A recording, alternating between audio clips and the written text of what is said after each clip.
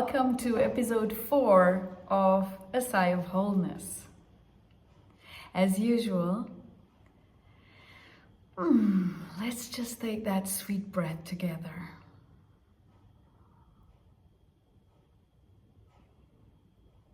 Inhale deeply and softly through your nose. And then when you exhale, a sigh. Just a sigh.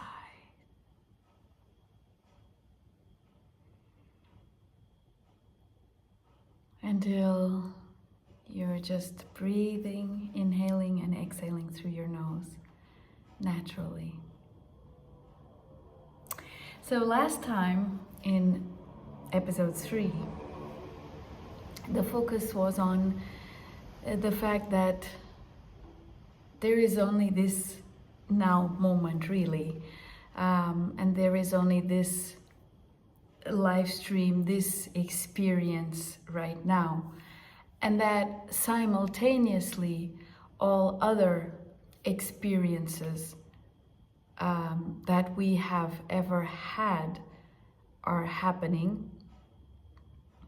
So in a way, everything that we have ever experienced as a souled being, and then from the perspective of the oversoul, which has the different souled emanations experiencing themselves, everything nourishes. So no matter what kind of experience we have had in this lifetime, in our linear perspective, no matter what experience we have had in what we perceive to be other lifetimes, the soul's lifetimes, not this human now self's lifetime, which that is only now, but the soul's lifetimes, expressions, physical experiences, so many ways to frame it. Everything is nourishing.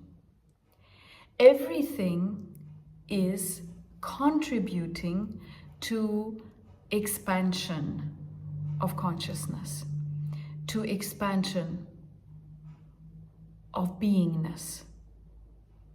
So not only the oversoul, and from there all that is continuously expanding its awareness of itself in existence, in experience, but also the one that I am experiencing myself to be here now in this incarnation is always nourished and expanded and upheld, in a sense, by all of that which came into fruition, into experience. This means that no matter what I as a human have perceived the experiences to be, so no matter whether they have been perceived to be traumatic or painful or unbearable or whatever within that context, or whether I have perceived them to be uplifting, enlightening, expansive, beautiful, whatever, within that context. No matter what, every single experience is part of the pool of wholeness that I ultimately am. And in that, it's also part of the pool of wholeness that we all are, not only individually, but collectively, because our experiences are not only nourishing for the one experiencing them, but for all. And so the video last time ended with the concept that we are the creator and the creation all at once. And it's important to really be clear on something, which is that even when we think mentally, like, oh, I'm not creative, or oh, I'm not creating when I'm creating, when stuff that is not really nice to experience is happening, be aware that you are always creating, that you are always a creator, because you are creating these experiences by common consensus with the ones you're creating the experiences with, and through your belief systems, through what you perceive reality to be, and what you perceive others to be, what you perceive possibilities to be or impossibilities. So all of this is creation. So you can be creating a lot of distress, a lot of challenges, or you can also be creating a lot of ease and flow and effortlessness, or whatever, or anything in between. But one thing is really important to be clear on, is that you are always, I am always, we are always creators, always, no matter what. And in that sense, we are always abundant, always. Abundance is intrinsic. It doesn't matter what abundance of it is that we're experiencing. It can be an abundance of many different things.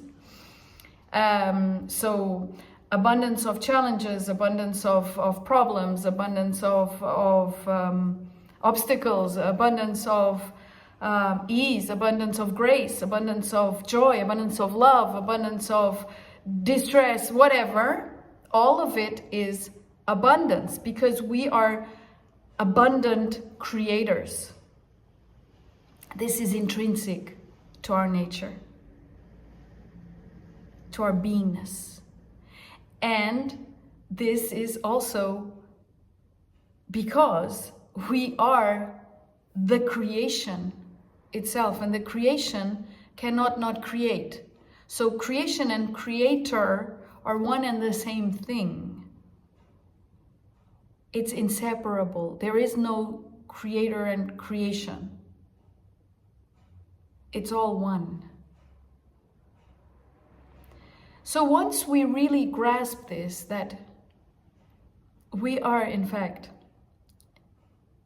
extraordinary creators, and even if what we're creating is what we have come to realize in this moment, oh no, I don't want this in my life anymore, for instance. So notice, okay, so the same power you have had, the same skill to create what you have created, because you are not a victim of circumstances ever, though it may be also part of your creation that you created in that way, that you perceive yourself to be a victim, but you are not, because your abundant creatorship defines that everything and anything is, first, just an experience, and second, changeable, because everything is always changing. And so you do not remain stuck, unless that's part of your experience. That's part of what you are wanting to believe and to stay in. So realize that creator and creation are one and the same thing. Abundance is intrinsic to this. You are this. And therefore you can use this to eventually take a deep breath, assess, accept, embrace, thank whatever you have created so far. and with no conflict at all, because if you are in conflict with whatever has been happening or has happened, you will remain in that loop. Because whenever you are in conflict with something, you need an adversary, and whatever you are in conflict with remains there to be your adversary. So it is essential to come to peace with whatever it is, and then redefine your trajectory. Use this magnificent creatorship that you are to create what you feel that brings joyful passion, aliveness, grace, gratitude, sparkling brilliance to your heart.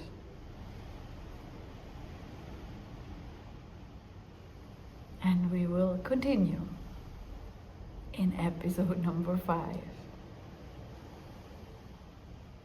I thank you so much for being here today with me. And I embrace you with so much gratitude and joy and love. Thank you. Thank you for all that you are and that you have ever created. For it too is part of the whole that I am, that we all are. Thank you.